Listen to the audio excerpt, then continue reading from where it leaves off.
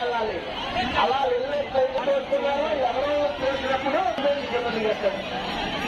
అది కాబట్టి వరుసగా కాశీ విశ్వేశ్వరుడు మీరందరూ దయచేసి కాపాడతాడు. చూసుకోకూడదమ్మా.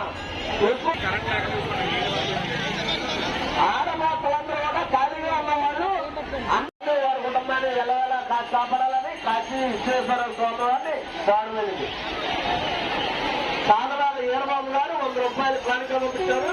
వాళ్ళు వారి కుటుంబాన్ని ఎలా అంటే తాతాకాయ గారు తాడేపల్లి గ్రామ సభ్యులు 100 రూపాయలు కానుక పంపించారు.